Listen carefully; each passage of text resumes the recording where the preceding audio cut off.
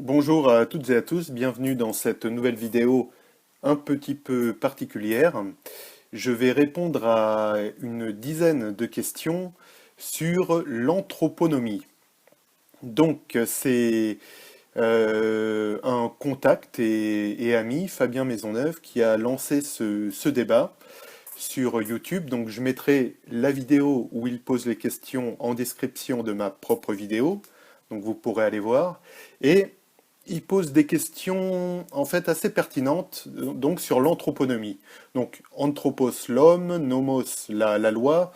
Donc en gros, c'est des questions qui touchent à l'impact de la foi sur des règles de vie et sur des problématiques concrètes de la société. Alors, j'avais au cours d'une autre vidéo qu'on a réalisée ensemble j'avais commencé à répondre à certains points. Donc parfois je serai relativement bref, mais voilà, là les questions vont un petit peu plus loin, donc je vais tout simplement tâcher d'y répondre, sachant que mes réponses seront faites à la lumière de ma foi chrétienne et de comment ma foi chrétienne s'harmonise avec ces réponses. Alors, première question. La nouvelle spiritualité est-elle une contre-culture de classe? Alors, bon, déjà pour Fabien, dans sa vidéo, a commencé à répondre lui-même, en fait, aux questions. Donc, je vais essayer de ne pas être influencé par ses propres réponses et vraiment répondre tel que comme je comprends la question, qui est peut-être une manière différente que lui de les comprendre et voilà, de répondre sans être influencé. Alors, la nouvelle spiritualité est-elle une contre-culture de classe? C'est fort possible. Donc, il y a un phénomène qu'on constate souvent, c'est que alors c'est presque devenu un dicton, c'est que la nature a horreur du vide. Donc, il faut que l'être humain se remplisse de quelque chose. Euh, Ça peut être des activités, ça peut être du sport, ça peut être de l'art, etc., etc. Et pour combler ce vide, en effet, certaines personnes peuvent se tourner vers ce qu'on appelle des nouvelles spiritualités. Alors, pourquoi vers les nouvelles spiritualités plutôt que vers les spiritualités dites traditionnelles? C'est peut-être par rejet des spiritualités traditionnelles, avec une image déformée de ce qu'elle représente, notamment beaucoup de chrétiens se voient renvoyer à chaque fois les mêmes arguments sur l'Inquisition, les croisades, les bûchers, etc., etc. Et donc, pour combler le vide que certaines personnes auraient en elles, certaines personnes, effectivement, peuvent se tourner vers les nouvelles spiritualités. Après, donc, contre-culture et de classe. Alors, effectivement, parce que on se rend compte, et je mettrai une copie d'écran un peu plus tard dans la vidéo pour appuyer ces propos, on se rend compte que souvent, cette nouvelle spiritualité n'est pas gratuite. Alors, déjà, en tant que chrétien, euh, le bien, le mal, enfin le bien surtout provient de Dieu, le bien provient aussi des proches, de la famille et des amis, mais quand quelque chose nous est apporté, ça vient forcément de quelque part, quoi. Donc pour les nouvelles spiritualités, ça vient d'où? Bah, je vous le demande. Mais surtout, c'est pas gratuit en termes purement matériels et pécuniers, comme on va le voir. Donc, il faut déjà effectivement avoir un esprit reposé sur les choses matérielles, je pense, pour qu'une personne se lance et en gros le luxe de se lancer dans la nouvelle spiritualité. Donc, en ça, et je dirais heureusement, c'est pas fait pour quelqu'un qui a d'autres choses à penser, qui est en urgence matérielle, qui doit nourrir sa famille, qui a peu de revenus, etc., avec des échéances d'impôts, j'en passe, c'est des meilleurs. Je dirais presque, je dirais heureusement en fait. C'est pas fait pour tout le monde et heureusement, ça coûte relativement cher. Comme ça, tout le monde ne peut pas tomber dedans, quoi. Alors, deuxième question, peut-on classer la nouvelle spiritualité dans le néo-futurisme? C'est possible. Alors, néo-futurisme, je vais simplement dire comment j'entends le terme. Et là, c'est la foi qui parle, à savoir qu'il y a un certain nombre de prophéties qui arrivent, donc qui sont déjà arrivées, qui ont été réalisées, et qui doivent se réaliser. Donc, par néo-futurisme, on peut entendre nouvelle conception de ce que sera le futur. Donc, on peut concevoir effectivement, de par bon, il n'y a qu'à allumer l'ordinateur ou allumer un journal télévisé pour voir le monde dans lequel on vit, hein. Je vais pas refaire, je vais pas refaire le monde. Il n'y a qu'à faire ça pour peut-être certaines personnes se dire finalement les choses ne vont pas dans le bon sens et il faut autre chose. Il y a un nouveau futur qui est possible et donc pourquoi pas la nouvelle spiritualité pour m'apporter un nouvel idéal, un nouveau futur. Donc effectivement, dans ce sens, les nouvelles spiritualités en général peuvent se classer comme un néo-futurisme. Autre question. L'innovation des nouvelles spiritualités est-elle de remplir le marché? Alors, là, je vais vous mettre une copie d'écran, voilà. Donc, c'est une copie d'écran en fait d'une vidéo qui m'avait été envoyée en lien. Et vous voyez, en gros, inscrivez-vous, l'accès au module 1 de la formation personnelle en décodage intuitif et auto-guérison d'une valeur de 60 euros. Etc. Donc le premier module est gratuit ensuite, et ça avance toujours sous forme de module. Voilà. On voit même, et je trouve ça assez savoureux, regardez en bas à droite, service client. Donc voilà, les personnes qui font référence. Alors, j'aurais pas la malhonnêteté de dire que c'est tous les sites, hein, mais celui-là est assez caractéristique. En fait, les gens sont des clients, du moins pour cette personne. Et donc ça marche par palier, donc c'est bien un marché. Et j'ai été un peu, disons, un peu brut de décoffrage dans une question précédente quand j'ai dit heureusement que finalement que c'est monnayable et que tout le monde ne peut pas y avoir accès, et donc que tout le monde ne peut pas tomber dedans. Alors le malheur, c'est que peut-être certaines personnes, justement, au-delà de leurs moyens et attirées par ça, en gros, pompe sur l'argent des livres d'école du gamin ou que sais-je, pour se payer ce genre de choses. Mais on voit que les nouvelles spiritualités génèrent assez clairement un marché. Donc ce site, il y en a beaucoup d'autres. Donc je vous mets la copie d'écran. Alors je ne vais pas vous lire, allez-y pour vérifier. Évidemment, je vous dirais plutôt n'y allez pas. Mais voilà, en tout cas, c'est un exemple qui n'est pas sorti de mon imagination. Et effectivement, ça remplit un marché. Je fais une aparté pour dire, attention, je ne suis pas en train de dire que le temps passé par une personne pour une activité, quelle qu'elle soit, ne représente pas un investissement en temps, et donc ne doit pas être monnayé. Tout travail mérite salaire. La question n'est pas là. La question est, et là j'en reviens à la foi chrétienne, que nous confessons quelque chose de gratuit et une grâce gratuite. L'épître de Jude, notamment, parle de la foi donnée au saint une fois pour toutes. Alors, évidemment, après, pour reprendre la parabole du Christ, un royaume comme une graine de moutarde qui est amené à grandir. Mais il n'y a pas cette histoire de palier qu'on retrouve, de modules dans les nouvelles spiritualités. Il y a déjà, en plus de l'argent, il y a une forme d'élitisme, quoi. T'es quoi, toi? T'es module 1? Ouais, moi, je suis module 3. Mais bon, donc je peux te conseiller, mais en revanche, c'est quelqu'un qui est module 4. Il y a, il y a quelque chose donc déjà de très élitiste, de pousse quelque part à la consommation. Bon, c'est une aparté rigolote, mais lui apparemment, valeur 60 euros, 60 dollars. Donc lui apparemment, il fait la parité euro-dollar. Il est peut-être plus compétent en chakra ou que sais-je qu'en finance et en valeur monétaire. Bon, ça c'est autre chose. Mais bref, il y a vraiment quelque chose, je trouve, Et je le redis vraiment, quelqu'un peut vendre un livre, peut être légitime pour écrire un livre, et alors c'est pas moi qui vais remettre en question le, le bonheur d'avoir des livres qui sont édités. Je suis même pour la lecture, c'est pas ça le problème.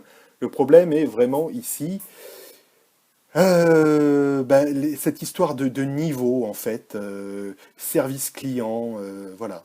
Les, et c'est vraiment une opposition là radicale à ce que représente le christianisme, ou du moins ce qu'il doit représenter, parce que les sectes existent aussi, il ne faut pas se leurrer, mais ce qu'il doit représenter, à savoir un salut gratuit offert, voilà, auquel on ne peut rien, justement, pour qu'on n'ait pas à s'en vanter, justement, comme il est dit dans l'Épître aux Éphésiens, chapitre 2, versets 8 et 9. Voilà, c'est toute l'opposition se trouve là. Alors, point suivant. La religion monothéiste, donc on en vient un peu à ce qui concerne plus ma foi. La religion monothéiste est-elle la vision de ceux qui aiment avoir raison? Bon, pour avoir discuté un peu avec Fabien sur Internet, bon, je reconnais, j'admire la manière de poser la question, parce il a beaucoup d'humour pince sans rire, mais qui du moins fait passer un message. C'est vraiment de l'humour à froid, je pense. Donc la religion monothéiste est-elle la vision de ceux qui aiment avoir raison? Alors, je vais parler tout d'abord en 2 points de religion, de théologie fondamentale. Qu'appelle-t-on la théologie fondamentale? C'est, quelle que soit la religion, c'est sur quoi elle se fonde, en fait, pour les affirmations qu'elle donne. Par exemple, le catholicisme se fonde donc sur une source, comme tous les chrétiens, qui est la révélation et le Saint-Esprit, mais à 3 canaux de révélation. Elle a les Saintes Écritures, que nous partageons avec les orthodoxes, donc nous, protestants. À ceci près que le canon de l'Ancien Testament est un peu différent. Enfin, ça c'est une question annexe. Les catholiques ont, dans leur théologie fondamentale, un deuxième canal qui s'appelle la tradition sainte. Donc, qu'ils partagent en partie avec les orthodoxes et que nous ne partageons pas en revanche avec les protestants. Enfin, on la partage dans le sens où des protestants peuvent s'appuyer sur des écrits de Chrysostome ou d'Augustin, mais en revanche, ils ne vont pas le prendre comme ayant autorité pour définir une doctrine. Et les catholiques donc, ont un troisième canal, donc je répète, pour les catholiques romains, premier canal, les Écritures, deuxième, la tradition, et troisième, c'est le magistère, à savoir l'autorité du pape, qui donc est à même, selon eux, et c'est là où on diverge, de définir des vérités dogmatiques universellement valables. Nous, protestants, nous avons, comme dans notre théologie fondamentale, les Écritures, donc la Bible, qui est elle-même source d'une tradition. Et la tradition qui suit, à savoir les pères de l'Église, nous éclaire dans la lecture de la Bible, mais ne sont pas une autorité pour nous. Autre théologie fondamentale, par exemple les musulmans qui divergent entre les chiites, qui prennent le Coran et qui ont des autorités, je crois, définies par certains imams qu'il y a eu au début du schisme qu'ils ont eu. Et il y a les sunnites, donc c'est l'obédience majoritaire, qui eux ont le Coran, ont des hadiths et une tradition un peu différente. Bref, pourquoi cette digression? C'est pour bien expliquer. Donc la question était, je le rappelle, la religion monothéiste est-elle la vision de ceux qui aiment avoir raison? C'est que nous avons des théologies, chacun, fondamentales. Donc, euh, tout le monde, en fait, et c'est là le point, et le point central, c'est que tout le monde ne peut pas avoir raison. Tout le monde doit se respecter, évidemment, ça c'est la chose, mais ce qui ressort parfois, c'est que, je vais développer ça un peu plus loin, mais parfois sous couvert d'humanisme, etc., en fait, les gens paraissant les plus humanistes sont ceux qui aiment le moins la différence et qui reconnaissent le moins la différence, parce qu'ils disent non, il faudrait que tout le monde se mette d'accord, etc. Mais ça, c'est pas possible. Justement parce que déjà les théologies fondamentales sont différentes, et aussi tout simplement parce que pour une même théologie fondamentale, parfois il y a des herméneutiques, c'est-à-dire des manières d'interpréter différentes. Donc, la vision de ceux qui aiment avoir raison, je vois pourquoi la question est formulée ainsi, c'est que le dialogue interreligieux, alors bon, peut-être certains le découvrent avec des vidéos qui ont été publiées dernièrement, mais il a toujours existé. Il a existé même du temps de Jésus, où Jésus fait de l'interprétation et montre le vrai sens de texte, notamment quand il interprète le fait que David a dû manger les pains consacrés pour justifier le comportement d'apôtres lors du sabbat, etc. Lisez notamment l'évangile selon Matthieu, qui est un évangile écrit par un juif à destination des juifs. C'est l'évangile qui cite le plus de références à l'Ancien Testament. Le dialogue n'a cessé d'exister. Il se poursuit notamment avec l'apôtre Paul, qui, on voit, lutte. C'est assez palpable ça dans l'épître aux Colossiens et même dans la première épître aux Corinthiens, peut-être contre des formes de proto-gnosticisme. Bon, le gnosticisme en tant que tel est apparu officiellement, entre guillemets, au deuxième siècle de notre ère, mais on voit qu'il y a déjà du dialogue interreligieux et des controverses. Il y en a eu après, pour rester dans le judaïsme, entre rabbins. Le Talmud lui-même est une controverse, je dirais, à livre ouvert, avec section A, section B, où les rabbins, en fait, ne tranchent pas et discutent. Il y en a eu après, avec l'islam, dans l'ère, on va dire, l'ère de la télévision, il y en a eu dès les années 70 et 80, les débats entre Soros et Ahmed Didat, etc., etc. Bref, le fait du débat n'est pas nouveau. Alors effectivement, les gens peuvent donner l'impression, et là je vais prêcher pour ma paroisse, hein, pour les débatteurs chrétiens de tout temps, d'aimer avoir raison, mais il faut comprendre, en fait, ils défendent une foi. Ils la défendent dans une arène qui est l'arène saine, je dirais, du débat théologique, avec plus ou moins de réussite, hein, parce que il y a des qualités diverses et variées dans les débats théologiques.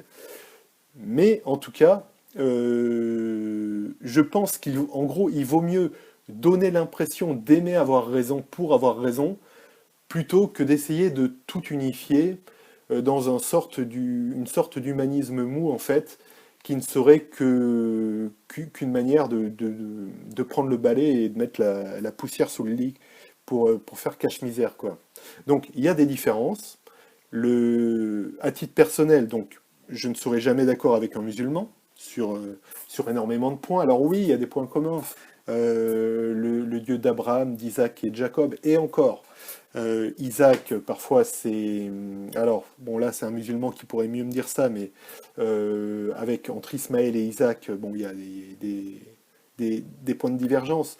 Donc, monothéiste, le fait d'avoir une loi inspirée de Dieu, bon, ça, ce sera le point suivant, donc je développe pas. Donc, il y a des points communs, mais il y a des points sur lesquels on ne sera jamais d'accord, et je veux dire, je peux pas venir avec une parole commune avec eux, notamment sur les propos qu'ils ont sur le Christ, et toute l'apologétique musulmane est tournée, enfin une grande partie, sur la divinité du Christ, donc eux rejettent. Donc moi je dis, pas de souci. Donc ce que fait un chrétien, il annonce l'évangile, il annonce ce qui plaît à Dieu et ce qui ne plaît pas forcément aux hommes, comme le dit Paul dans ses épîtres. J'annonce ce qui plaît à Dieu, mais qui ne plaira pas forcément aux hommes. Et après, ça fait son chemin ou pas chez la personne à qui on annonce, mais en tout cas, on n'a pas à faire de syncrétisme. On a au contraire à travailler sur comment vivre la différence. Et pour conclure, j'ai pris beaucoup de temps sur cette question, mais j'ai l'impression parfois que sous couvert de vouloir faire un humanisme, en gros, parfois les gens ne supportent pas la controverse et la différence et voudraient tout harmoniser. Moi, je dis non. La solution est comment faire que toutes les différences puissent vivre ensemble, tout simplement. Alors, question suivante. Une loi divine est-elle compatible avec un monde cosmopolite? Cher Fabien, je vais retourner la question. Je dirais, est-ce qu'un monde cosmopolite est compatible avec une loi divine? Non, bon, je vais jouer le jeu, je vais répondre à la question, telle qu'elle est. Alors, euh, eh ben, ce monde cosmopolite deviendra, selon les textes faisant partie de notre théologie fondamentale, à savoir les, les Saintes Écritures et la compréhension qu'on en a, ce monde cosmopolite, non, justement, il sera de moins en moins apte à supporter une loi divine. Ce qui ne passera pas, ce seront les paroles, effectivement, les paroles de Dieu. Il y aura un gros temps d'apostasie. Alors, la question, bon, l'apostasie, ça est entre autres dans une épître aux Thessaloniciens, où Paul dit, attendez, attendez, c'est pas encore la fin, il faut qu'avant ça, il y ait l'apostasie, la venue de l'impie, etc. Donc, certains pensent qu'on y est, en fait, dans cette période d'apostasie, où justement le monde, tel qu'il est, et effectivement il est cosmopolite, ne supporte, va apostasier donc. Je dis peut-être pas. Parce que, alors, bon, quand je dis ça, on me dit, ouais, mais regarde Julien, il y a quand même la télé, de plus en plus, c'est Babylone, etc. C'est vrai. Simplement, c'est pas la première fois qu'il y a des périodes comme ça. Récemment, enfin, oui, récemment, à l'échelle du temps, il y a eu les années 60. Bon, je veux dire, c'est pas la première fois. Et pour que l'apôtre Paul ait, ait été inspiré pour noter cette révélation qu'il y aurait une apostasie, je pense que quand elle arrivera, ça ne fera plus de doute pour personne. Et que là, on va vraiment voir ce qu'est l'apostasie à grande échelle. Alors, ça répond pas complètement à ta question, Fabien. J'en suis assez conscient. Maintenant, ce que je peux dire, c'est loi divine. Comment on l'entend, nous chrétiens, ou du moins ce que j'en ai compris, humblement, hein. La loi a été révélée. La loi, c'est la mort, en fait. La loi a été révélée, confère les épîtres, notamment l'épître aux Romains, l'épître aux Hébreux, pour convaincre l'homme de son péché. Le chemin de la loi, en suivant la loi et en pensant être justifié par cette loi, c'est la mort. Pourquoi? Parce que nul ne peut être juste par la loi. C'est impossible. Alors, on peut être juste d'une manière formelle, à savoir, peut-être certains pharisiens ou je sais pas quoi, du temps de Jésus, étaient matériellement justes. Mais spirituellement, non, tout le monde est fautif. Par exemple, commettre l'adultère, c'est pas commettre physiquement l'adultère, c'est avoir la pensée de l'adultère. Et là, déjà, on grille 95% des mecs. Peut-être deux ou trois dominicains retranchés au fin fond de leur monastère, et encore. Euh, Déjà, rien que sur le premier commandement, aimer Dieu de tout son cœur et de toute son âme, on se dit oui, oui, mais ça je le fais. Mais on ne le fait pas tout le temps, en fait. Donc, la loi est là pour manifester, c'est son rôle, le péché de l'homme. Donc, est-ce que le monde cosmopolite est compatible avec la loi? Je dirais charnellement non. On ne peut aller, cette loi est inatteignable en fait. Donc, il y a la grâce et il faut une loi dure et une loi impossible à respecter spirituellement pour donner son sens à la grâce. Et c'est de ça que donc qu'on est gracié. Or, cette grâce, évidemment, Jésus ne perdra aucune de ses brebis, confère Évangile selon Jean, chapitre 11 ou 10, chapitre 10. Voilà. Donc, cette loi, évidemment, paraîtra de plus en plus insupportable à un moment donné, qui est peut-être le moment de l'apostasie. Donc, le monde cosmopolite, non, petit à petit, il ne sera plus fait pour la loi.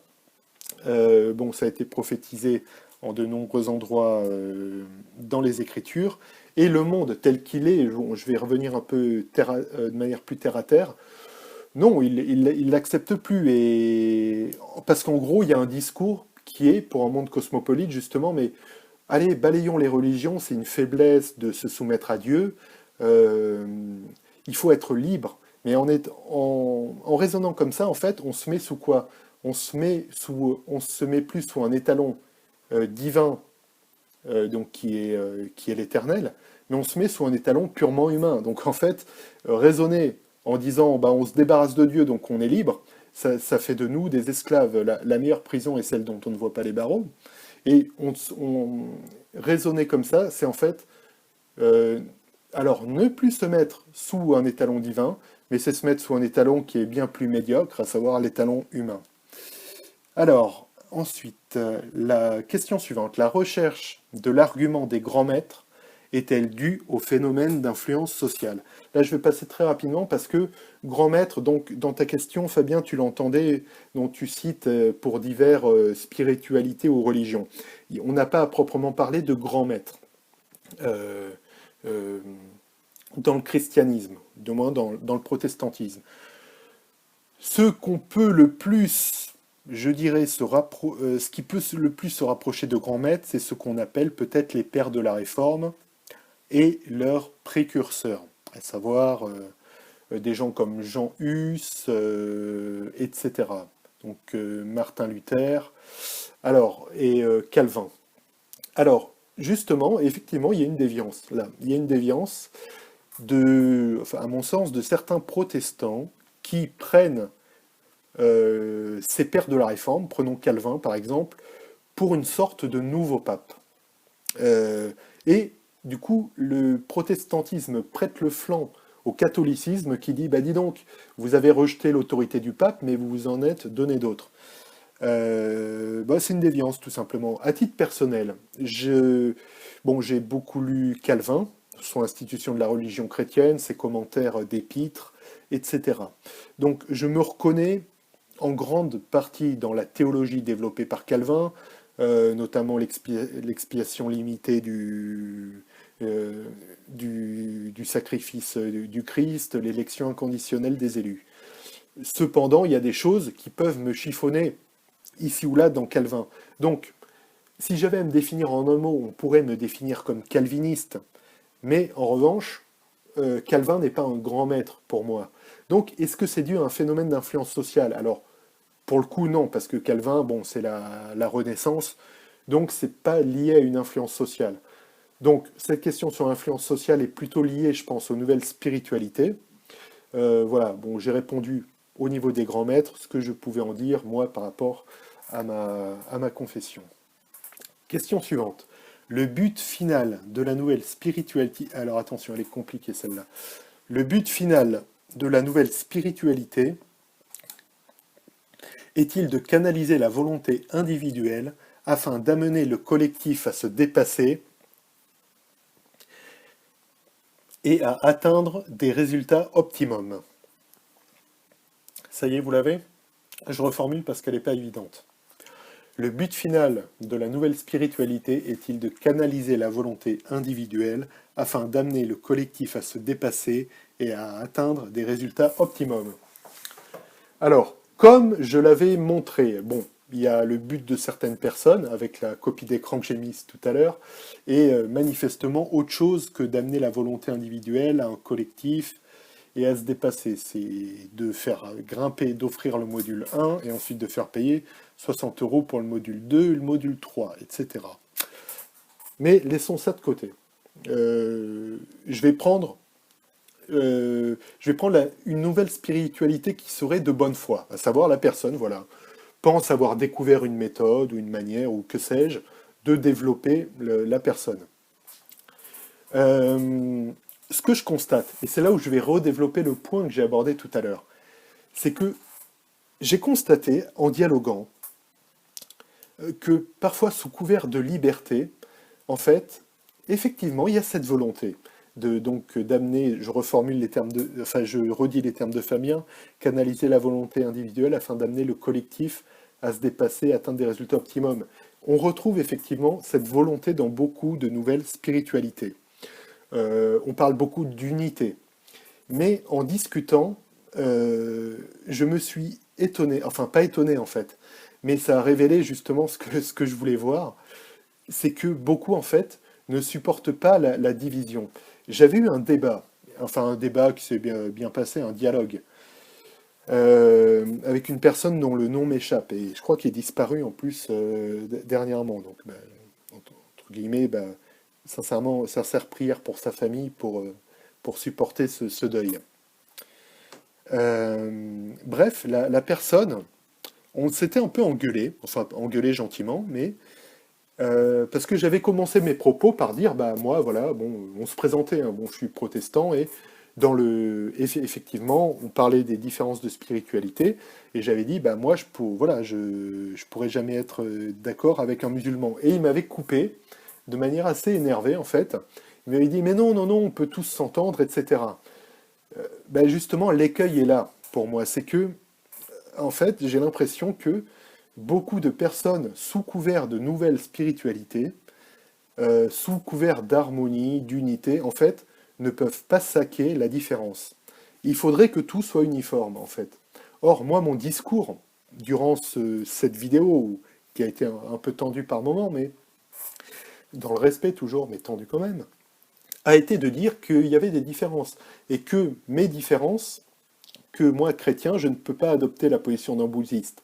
Bon, je fais un peu du Hollande là, mais moi, chrétien, je ne peux pas adopter la position d'un musulman. Moi, chrétien, je ne peux pas adopter la position d'un juif. Quoi qu'encore, le judaïsme, c'est très compliqué, il y a des prophéties qui les concernent, donc je mets un peu ça de côté. Mais bref, mais que l'enjeu était de réussir à faire coexister ces différences.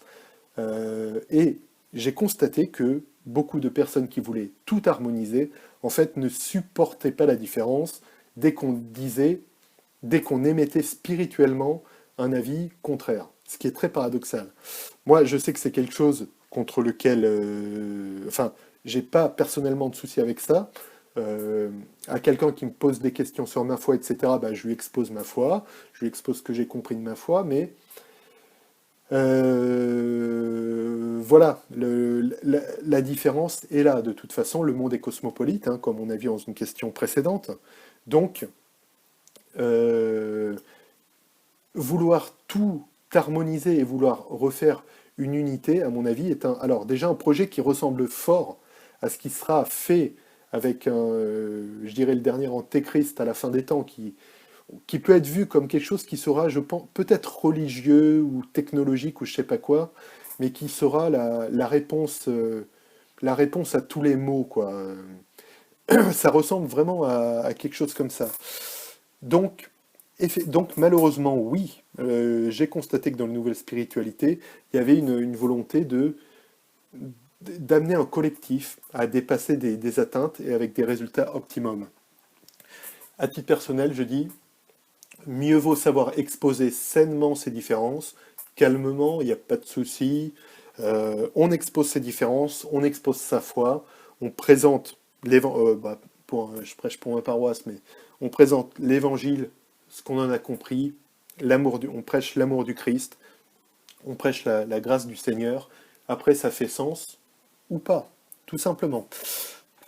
Et enfin, pour les résultats optimum, bah, je vais un peu prêcher pour ma paroisse, mais j'invite juste à regarder sur Internet les différences de le classement des pays par PIB, par PNB, enfin et voir quels sont les pays qui s'en sortent le mieux. Alors il y a évidemment énormément de dragons d'Asie, PIB par habitant, hein, j'entends, mais il y a aussi énormément de pays de pays protestants qui se sortent, qui ont des économies, alors où tout n'est pas parfait chez eux, hein, là, c'est pas là n'est pas la question.